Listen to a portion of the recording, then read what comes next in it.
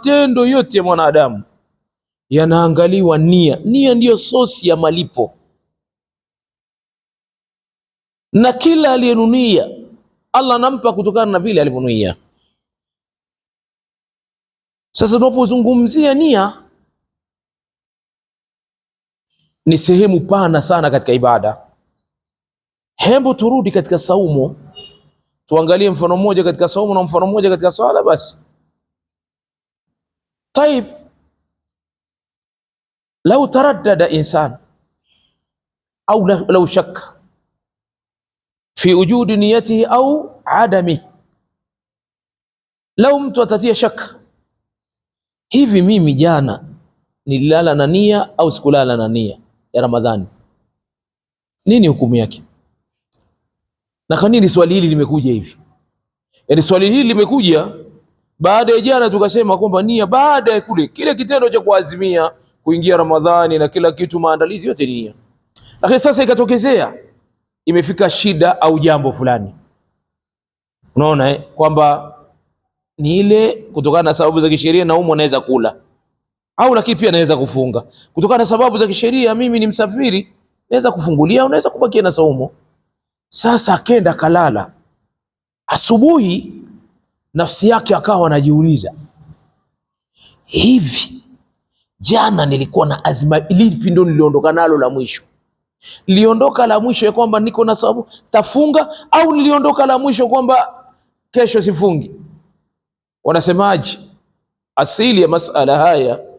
Wanasema hivi, man shakka fi wujudi shay.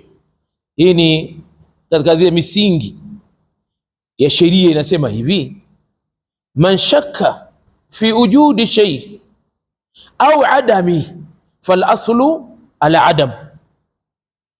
Mwenye kupata shaka ya kwamba je, kitu fulani kilikuwepo au hakikuwepo, asili ni kwamba hakikuwepo.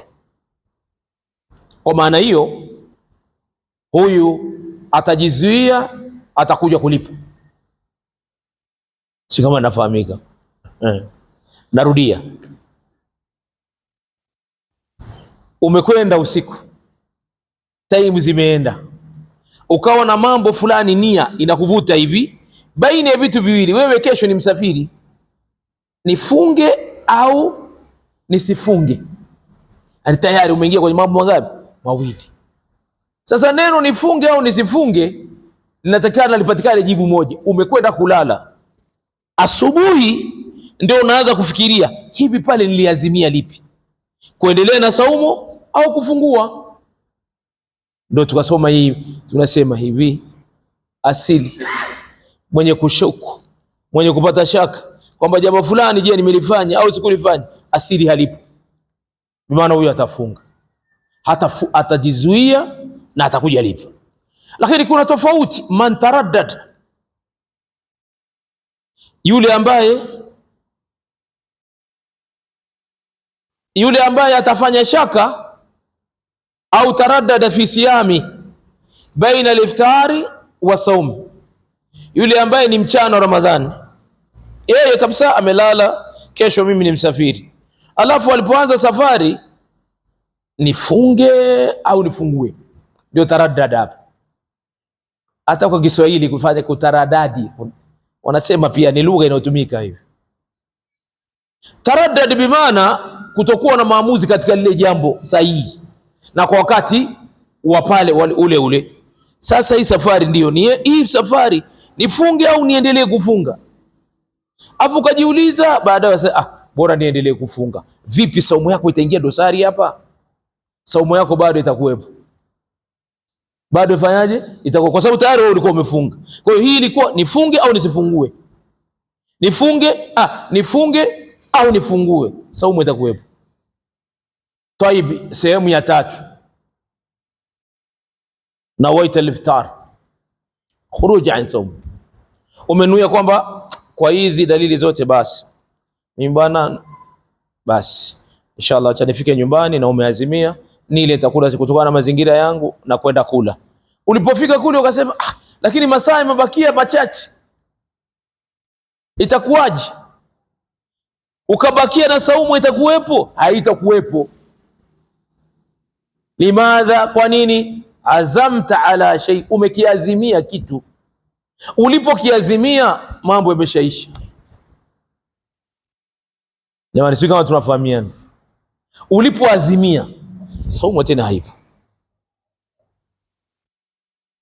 Sasa mimi nasimama hapo, nataka tuje tuiangalie kwa mara nyingine ndani ya swala hii. Ni ndani ya swala imekaaje inapoingia katika vigao? Ikiingia hapa, ukifanya hivi inshallah biidhnillahi. Niwashukuru kwa kunisikiliza.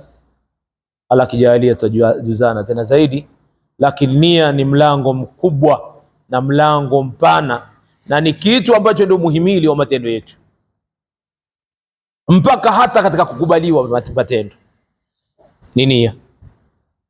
Nia inatakiwa iwe nzuri, ndio wewe matendo yako yakubaliwe.